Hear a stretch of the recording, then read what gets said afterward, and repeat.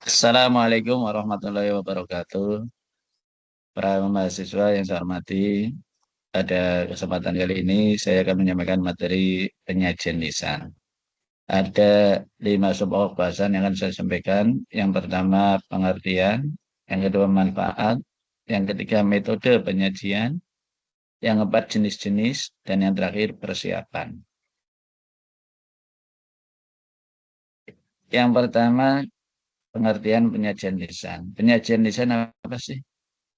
Secara mudah bisa kita definisikan penyajian lisan adalah penyampaian secara lisan. Dan secara lengkap, yang dimaksud dengan penyajian lisan itu adalah penyampaian secara lisan atau kemampuan berbicara, serta kemampuan mengucapkan bunyi-bunyi artikulasi, atau mengucapkan kata-kata untuk mengekspresikan, menyatakan, menyampaikan pikiran, gagasan, dan perasaan. Dalam sebuah penyajian lisan, tentu saja ada pembicara dan pendengar. Pendengar menerima informasi yang disampaikan oleh pembicara melalui rangkaian nada, tekanan, dan penempatan persendian. Dan apabila komunikasi itu berlangsung secara bersemuka atau tatap muka, maka untuk menambah kejelasan dalam sebuah penyajian lisan bisa ditambah lagi dengan ekspresi, gerak tangan, dan air muka pembicara, serta gestur tubuh dari pembicara. Kemudian yang berikutnya mengenai manfaat penyajian lisan. Penyajian lisan itu mempunyai berbagai manfaat yang kalau kita golongkan bisa saja penyajian lisan itu bernilai positif ataupun juga bisa bernilai negatif.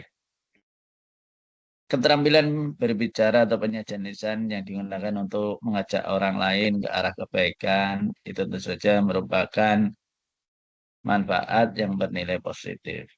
Tapi kalau keterampilan berbicara atau penyajian lisan digunakan untuk mengajak orang-orang berbuat ke arah keburukan atau kejahatan, maka tentu saja itu arahnya atau nilainya negatif. Dan kalau kita lihat saat ini, manfaat penyajian lisan itu bisa untuk berbagai hal. Misalnya kampanye. Kampanye tentu saja memerlukan jurkam-jurkam atau juru kampanye yang ya rata-rata harus mempunyai kemampuan penyajian lisan yang baik. Yang kedua bisa juga untuk diindoktrinasi, penyampaian doktrin-doktrin, ataupun yang berikutnya untuk propaganda. Juga dalam pidato atau khutbah, kemampuan seseorang untuk penyajian lisan itu sangat menentukan berhasil tidaknya pidato atau khutbah yang dilakukan. Kemudian dalam kaitannya dengan iklan, keterampilan penyajian lisan sangat bermanfaat, terutama untuk iklan yang dilakukan secara langsung lewat penyajian lisan, baik yang bersemuka maupun tidak. Keterampilan berbicara, berkomunikasi, penyajian lisan seseorang ketika menawarkan sesuatu sangat berperan penting dalam keberhasilan kaitannya dengan barang yang dipasarkan. Kemudian berikutnya adalah metode penyajian lisan. Secara garis besar, metode penyajian lisan itu ada 4. Yang pertama, metode impromptu. Yang kedua, metode hafalan. Yang ketiga, metode naskah. Dan yang keempat, metode ekstemporan. Yang pertama, metode impromptu. Istilahnya adalah metode langsung ataupun serta-merta. Bisa juga disebut metode spontan. Penggunaan metode impromptu itu sangat berguna untuk penyajian lisan yang bersifat mendadak atau tanpa persiapan terlebih dahulu. Jadi metode impromptu ini adalah salah satu metode penyajian lisan yang ketika seseorang menyajikan sesuatu secara lisan dilakukan tanpa persiapan terlebih dahulu. Jadi sifatnya mendadak. Ada yang berhasil dengan menggunakan metode impromptu, ada juga yang kurang berhasil. Keberhasilan penggunaan metode impromptu ini tentu saja ditunjang oleh berbagai faktor. Misalnya saja yang pertama harus seorang yang menggunakan metode impromptu, satu harus mempunyai keberanian. Selain keberanian juga harus yang kedua mempunyai rasa percaya diri yang tinggi. Dan yang ketiga mempunyai pengetahuan dan wawasan yang luas. Yang keempat, sudah terbiasa tampil di depan umum. Dan yang kelima, mempunyai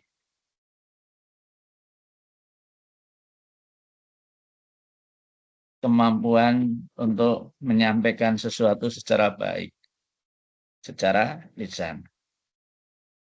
Jadi, itu faktor-faktor penentu keberhasilan metode impromptu. Tentu saja metode ini ada kelebihan dan kekurangannya. Kelebihannya ya tanpa persiapan. Kekurangannya ya terutama kalau tidak mempunyai wawasan pengetahuan yang luas, tidak mempunyai keberanian, tidak mempunyai rasa percaya diri, tidak pernah tampil di depan umum, ya kalau menggunakan metode impromptu ini ya cenderung gagal. Kemudian yang kedua metode hafalan. Metode hafalan ini metode penjahit lisan yang dilakukan dengan cara mempersiapkan naskahnya dulu secara lengkap, kemudian dibaca, dipahami, dan dihafalkan kata demi kata, kalimat demi kalimat. Kemudian pembicara tampil di depan umum, di depan pendengar, hanya berdasarkan hafalannya saja. Penggunaan metode ini ada kelebihan, ada juga kekurangannya. Kelebihannya adalah satu, pembicara merasa lebih siap karena sudah mempersiapkan naskah dan menghafalkan. Yang kedua, penyajiannya bisa sistematis dengan catatan tidak lupa. Kemudian kekurangannya jelas ada. Kekurangan metode hafalan adalah pembicara bisa saja lupa karena faktor memori atau daya ingat manusia terbatas, kemungkinan lupa juga cukup besar. Kemudian yang ketiga metode naskah. Metode naskah itu metode penyajian lisan yang dipersiapkan dengan cara menulis naskah dulu secara lengkap, dibaca, dipahami, dan kemudian naskah itu dibawa ketika tampil. Dua metode ini, baik hafalan maupun naskah juga ada kelebihan dan kekurangannya. Seperti metode hafalan tadi, metode naskah kelebihannya adalah satu, pembicara merasa lebih siap. Yang kedua, penyajiannya sistematis. Yang ketiga, mengurangi faktor lupa tadi. Tapi kekurangannya juga ada. Baik metode hafalan maupun metode naskah ini kekurangannya adalah satu. Kalau metode hafalan itu hanya berdasarkan hafalan, maka satu tadi bisa lupa, yang kedua penyajiannya kaku, dan yang ketiga monoton. Demikian juga metode naskah. Kekurangannya apa? Karena hanya berdasarkan naskah, maka penyajiannya cenderung monoton dan kaku, serta eh, mata pembicara selalu tertuju pada naskah, sehingga antara pembicara dan pendengar ada semacam sekat atau dinding pemisah. Kemudian yang keempat, metode ekstemporan. Metode ekstemporan ini adalah metode penyajian lisan yang dilakukan dengan cara menyusun naskah dulu secara lengkap, dibaca, dipahami, catat, kemudian catat poin-poin atau garis-garis besar penyajian. Dan inilah yang poin-poin garis-garis besar penyajian ini yang dibawa ketika tampil. Gunanya catatan mengenai garis-garis besar penyajian adalah satu, sebagai alat pengingat ketika lupa, dan yang kedua, untuk mensistematiskan penyajian. Dari keempat metode penyajian lisan ini, manakah yang lebih baik? Sejatinya tidak ada metode yang paling baik dan yang paling jelek. Metode impromptu bisa berhasil, bisa baik jika syarat-syarat utama tadi terpenuhi, mempunyai keberanian, kemudian rasa percaya diri, mempunyai pengetahuan dan wawasan yang luas, kemudian sudah terbiasa tampil di depan umum, dan mempunyai alat komunikasi lisan yang baik. Metode hafalan itu bisa juga bagus kalau sudah biasa terlatih menghafalkan dan juga daya ingatnya sangat kuat. Ini akan berhasil kalau menggunakan metode hafalan. Demikian juga metode naskah. Ini juga bisa berhasil dengan baik kalau mata pembicara tidak selalu tertuju pada naskah. Juga harus melakukan improvisasi. Sehingga tidak terkesan kaku, monoton, ataupun ada hijab atau sekat antara pembicara dan pendengarnya. Kemudian metode ekstemporan, ini juga bisa berhasil dengan baik kalau eh, pembicara itu memahami dengan baik apa yang sudah disusun, kemudian daya ingatnya baik, dan keterampilan berkomunikasi lisannya baik. Di antara keempat metode ini, yang disarankan adalah metode yang keempat, metode ekstemporan, yang menggabungkan antara hafalan dan naskah. Tapi prinsipnya tidak ada metode yang paling baik, tidak ada metode yang paling buruk. Semua metode itu bisa baik atau kurang baik tergantung pada yang membawakan metode itu. Kemudian yang berikutnya adalah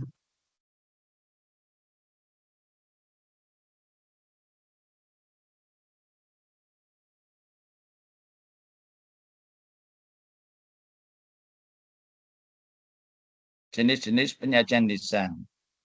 Ada berbagai jenis penyajian lisan seperti pidato, diskusi, ceramah, dialog, rapat, presentasi, seminar, simposium, lokakarya, dan sebagainya. Coba kita lihat satu persatu. Yang pertama pidato.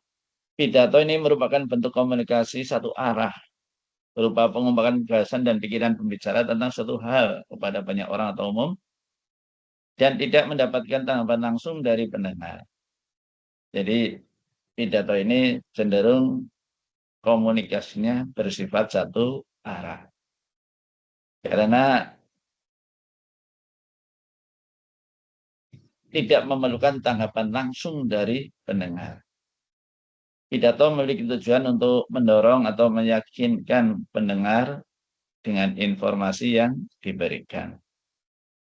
Kemudian yang kedua, diskusi. Kata diskusi ini asalnya dari bahasa Latin discusio atau discusio, yang berarti bertukar pikiran. Diskusi ini pada dasarnya merupakan bentuk tukar pikiran yang teratur dan terarah, baik dalam kelompok kecil maupun kelompok yang lebih besar, dengan tujuannya adalah untuk memperoleh suatu pengertian, kesepakatan, dan keputusan bersama mengenai suatu masalah. Jadi hasil akhir dari suatu diskusi adalah memberikan solusi atas masalah yang ada. Kemudian yang ketiga, ceramah. Ceramah ini juga merupakan bentuk komunikasi lisan yang tujuannya adalah untuk memberikan nasihat ataupun petunjuk kepada para pendengar tentang sesuatu hal, dan kemudian terdapat interaksi tanya jawab antara sang pembicara dan sang pendengar. Jadi ini beda dengan pidato. Kalau pidato tadi komunikasinya bersifat satu arah, kalau ceramah ini komunikasinya bersifat dua arah. Ada interaksi antara pembicara dan pendengar. Kemudian yang keempat, dialog. Dialog ini adalah komunikasi lisan, penyajian lisan berupa percakapan yang dilakukan oleh dua orang atau lebih. Dan aspek penting dialog ini adalah pada fungsinya untuk memaparkan komunikasi serta situasi bahasa dalam percakapan ataupun di karya yang lainnya, misalnya dalam novel, drama, atau karya tulis lainnya. Kemudian yang berikutnya adalah rapat. Rapat ini merupakan alat atau media komunikasi kelompok yang bersifat tatap muka dan sangat penting. Bisa diselenggarakan oleh banyak organisasi, baik swasta maupun pemerintah, untuk mendapatkan mufakat melalui musyawarah dalam pengambilan keputusan. Jadi intinya adalah rapat ini merupakan bentuk komunikasi yang dihadiri oleh beberapa orang untuk membicarakan dan memecahkan permasalahan tertentu. Dan melalui rapat ini, berbagai masalah dapat dipecahkan dan berbagai kebijakan organisasi bisa dirumuskan. Kemudian ada lagi yang lain jenisnya adalah presentasi. Presentasi ini secara umum artinya penyajian atau pertunjukan, termasuk presentasi ide, gagasan, pemikiran, produk, konsep, dan lain-lain. Dalam konteks ilmiah, presentasi ini adalah penyajian karya tulis ilmiah di depan audiens khusus. Kemudian yang ketujuh adalah seminar.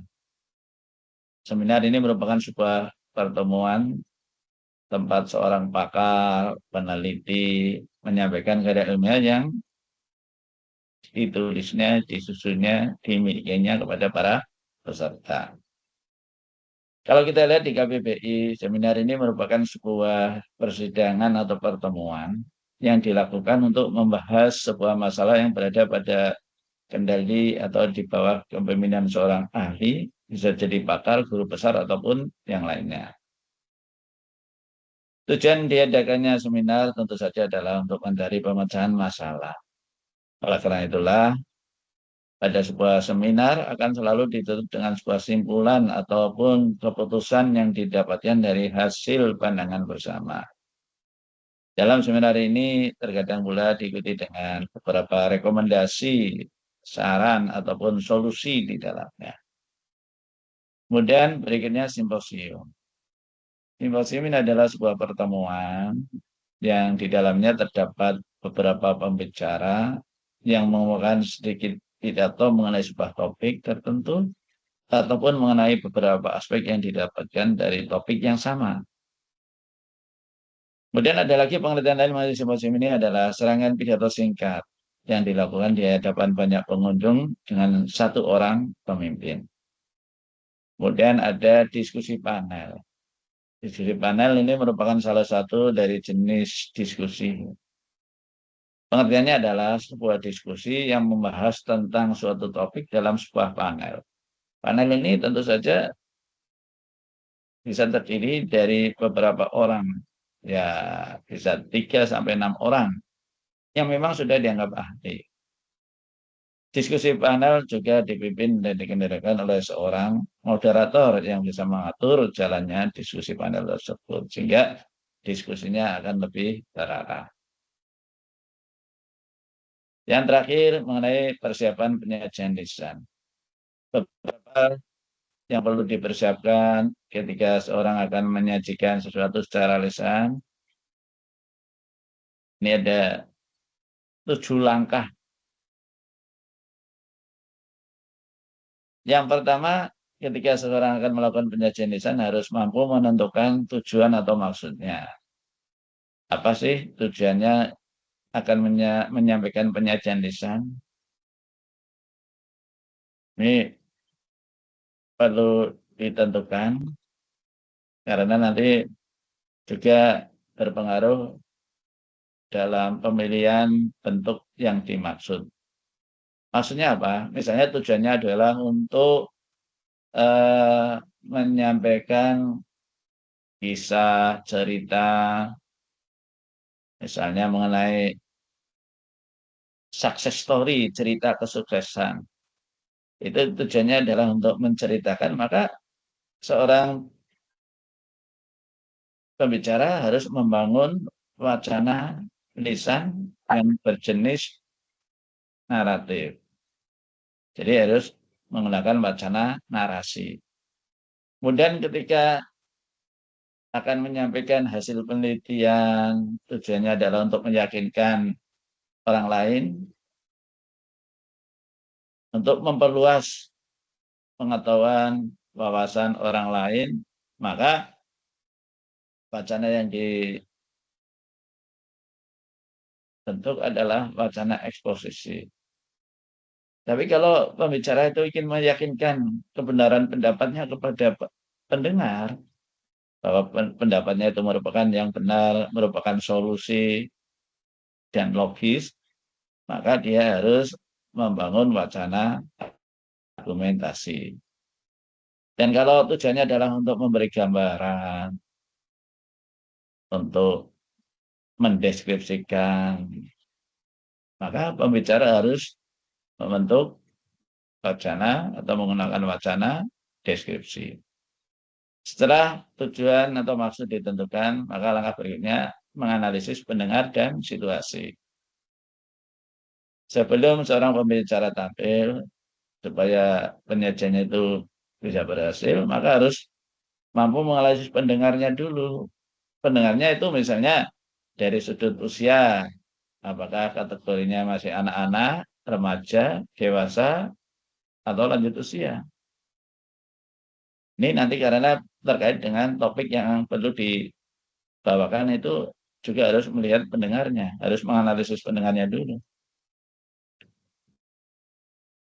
Kemudian dari tingkat pendidikan, ini para pendengarnya apakah pendidikan dasar, menengah, atas, perguruan tinggi, ataupun dari berbagai strata kependidikan. Dan kemudian setelah menganalisis pendengar, juga menganalisis situasi itu perlu. Bagaimana nanti penyajiannya, apakah indoor, di dalam ruangan, di luar ruangan, apakah ada pencahayaannya cukup, ada pendingin udara, kemudian pengeras suara, itu nanti sangat menentukan untuk berhasilan penyajian bisa. Dan yang ketiga, langkah ketiga setelah menentukan tujuan, menganalisis pendengar, menganalisis situasi, berikutnya adalah memilih topik. Topik untuk penyajian desain itu harus dipilih yang tidak terlalu luas, tidak terlalu sempit. Kalau terlalu luas, itu dipersempit. Kalau terlalu sempit, tentu saja diperluas. Soalnya kalau topik yang terlalu sempit, tentu pembahasannya tidak bisa dilakukan secara mendalam. Demikian juga kalau terlalu sempit, topik yang terlalu sempit tentu saja tidak ada manfaatnya untuk perkembangan ilmu maupun perkembangan profesi. Yang keempat, mengumpulkan bahan. Jadi setelah ditentukan tujuan, dianalisis pendengar situasinya, kemudian pilih topik, berikutnya kumpulkan bahan terkait dengan topik yang sudah disusun, yang sudah dipilih. Jadi materi untuk penyajian lisan bisa dicari dari berbagai referensi. Kemudian yang berikutnya setelah mengumpulkan bahan-bahan yang perlu untuk kemudian ya sebelum diuraikan secara mendetail ya buat kerangka dulu.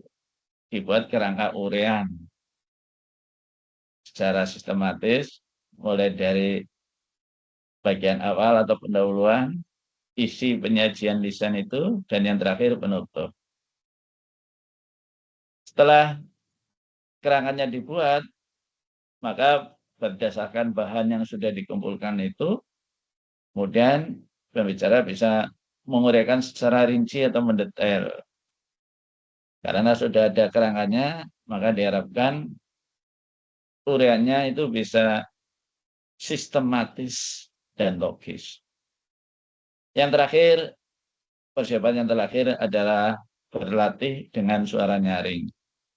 Untuk berlatih penyajian lisan ini, kalau terkait dengan ekspresi, dengan apa,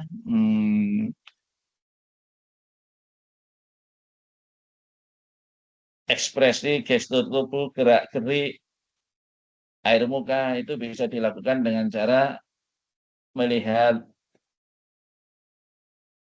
berdiri di depan cermin, kemudian melihat gestur, ekspresi, gerak-gerik anggota tubuh, air muka, bisa dilakukan dengan cara berdiri di depan cermin. Kalau kaitannya dengan suara, vokal, kalau zaman Yunani Romawi itu itu dilatih dengan cara berdiri di pinggir pantai yang deburan ombaknya cukup keras. Kalau sudah bisa mengalahkan suara deburan ombak itu, maka sudah cukup baik vokalnya atau suaranya. Kalau sekarang bisa dilakukan dengan olah vokal, seperti yang dilakukan oleh para pegiat teater itu, biasanya ada latihan olah vokal ataupun para penyanyi. Demikian yang bisa saya sampaikan terkait dengan materi penjajahan lisan. Apabila ada kurangnya, saya mohon maaf yang sebesar-besarnya. Dan saya akhiri pertemuan kali ini. Assalamualaikum warahmatullahi wabarakatuh.